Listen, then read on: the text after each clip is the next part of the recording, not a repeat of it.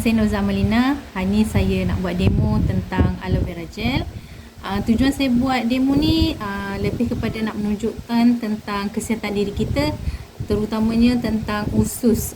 Sebab 80% daripada penyakit kita ni datang daripada usus.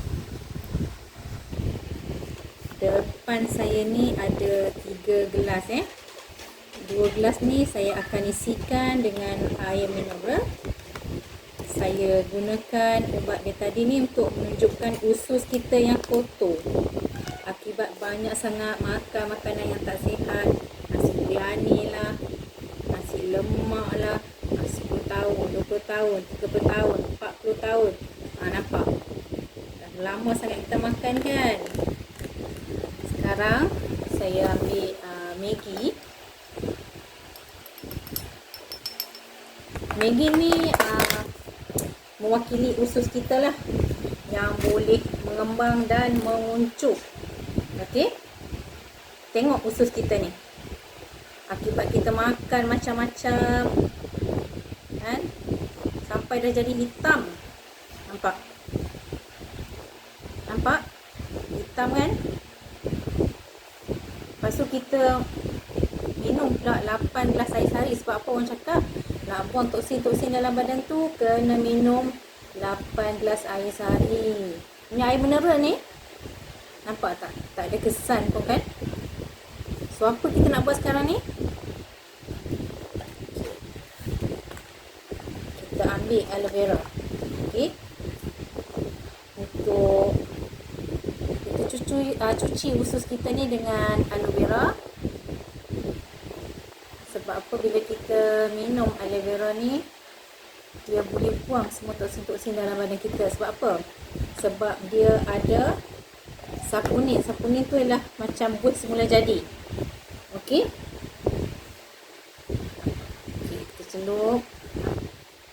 Nampak tak perubahan dia? Teruskan celup pun dah okey.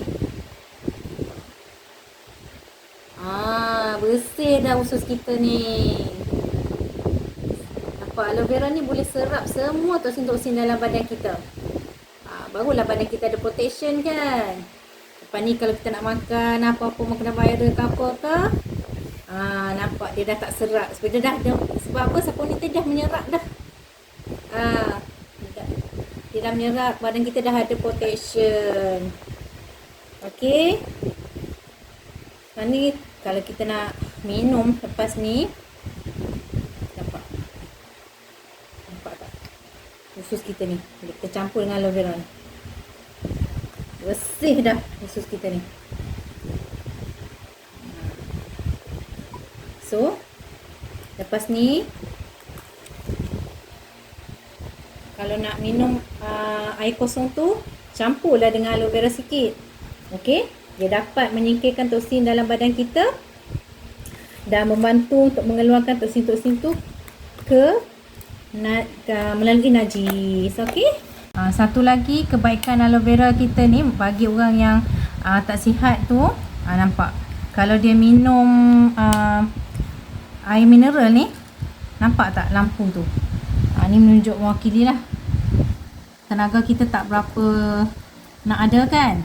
Sekarang ni kita tengok, kalau kita minum je aloe vera, nampak tak?